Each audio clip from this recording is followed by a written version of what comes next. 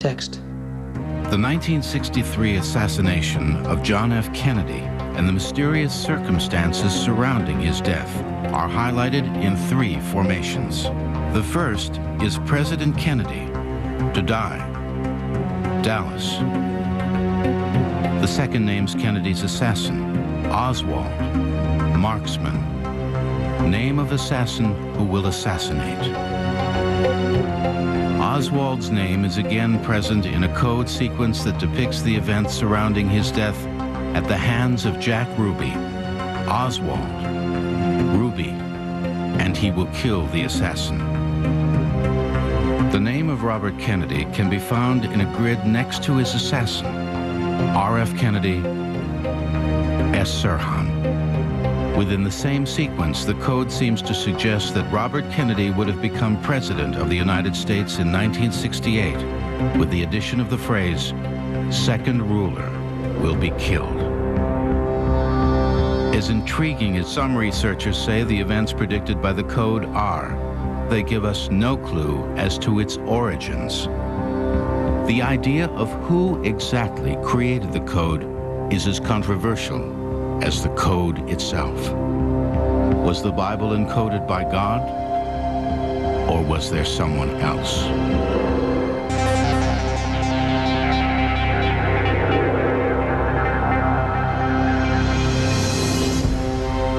Through the use of computers, some researchers claim the Bible code was unlocked. But what is its origin? Was the Old Testament encoded by God as a guide to our past and our future? Some believe the origins of the Bible code are even more fantastic than the code itself. Was the Bible, as some believe, encoded by extraterrestrials who visited our planet eons ago, leaving behind a roadmap of our destiny? For a person who does not hold that there exists a God, the text didn't come from divinity, so it came from outer space. In my mind, it's an impossibility, because if aliens did it, then they would have to know minute detail about a huge number of events throughout history, not major events of a country, but individual events related to individual people, because there are Bible code matrices on people. So how would a time traveler or some sort of advanced alien know all these specific details about individuals? The statistics cannot address the question of who put it there. The statistics can only address the question, is it there? It's a clever, not very insightful way of explaining. It means that you can write books, as one person has, and not commit yourself to religion, which is not so popular, and get the best of both worlds. The same people who brought you Elvis's return to Nessie now bring you a prediction of 9/11. It's great marketing. Most people, hopefully, will not pay too much attention to that. I don't even think there's the slightest possibility that aliens seeded the earth to put us here, or aliens wrote the Bible with the Bible code encrypted in it. The Bible code even references itself in the phrases Bible code. They encoded the Torah and more. A possible clue to its origin is reflected in the code sequence, which states it was made by computer and the writing of God engraved on the tablets. The concept that it was kept hidden until the last days when there were computers makes logical sense to me. I think that there's a choice of about 3 possibilities. One is to completely dismiss it and show somehow that it's false. The second is to assume space aliens gave us the Torah, and the third is to assume that a supernatural being gave us the Torah.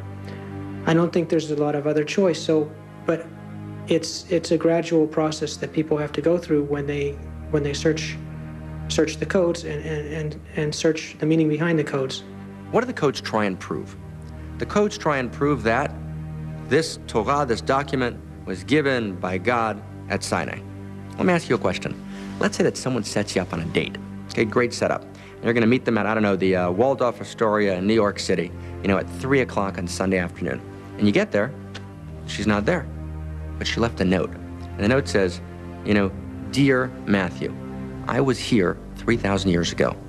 Right? Unfortunately, you weren't here, but I left you a note. And since I really love you, I've left you instructions for living, which will show you how to live the rest of your life. There's a school of thought that this phenomenon is just so overwhelming and the probabilities are so great against this happening by chance that a reasonable human being understands that's not by chance. There had to be a divine author of these codes. More than that, we can't say. So this is something that's created by an all-powerful factor. We call this all-powerful factor God. I believe in God personally, and I don't believe he holds back from people.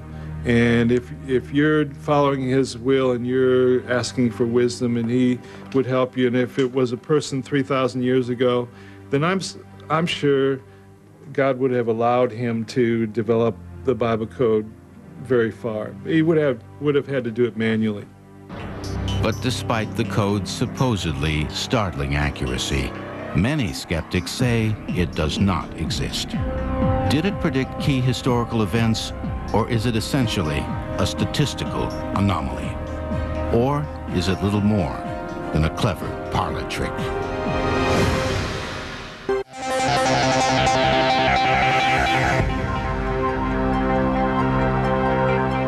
Although supporters claim the Bible code has revealed past events with startling accuracy, many skeptics assert that code predictions can be found in any book of similar length to the Old Testament.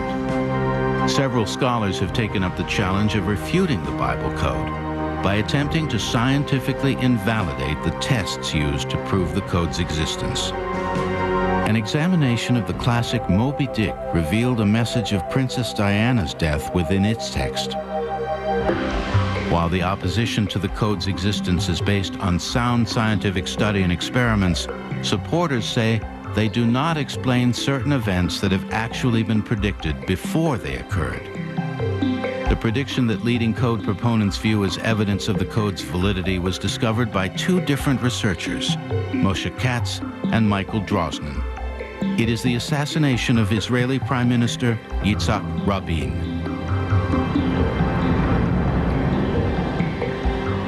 There were instances that some future events were successfully predicted.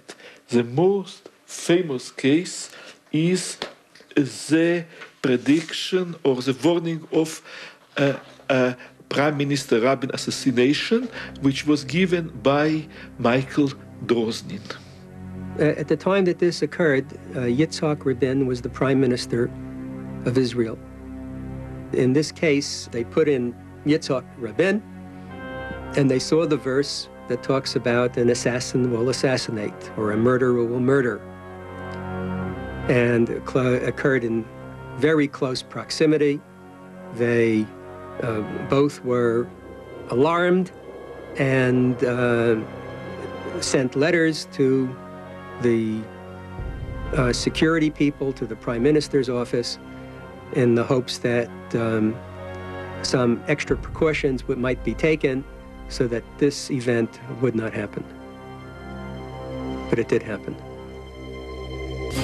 Despite efforts to warn Rabin of an attempt on his life, Rabin was assassinated in 1995. But leading proponents of the code debate whether the code was a warning or simply a message of one of countless possible outcomes.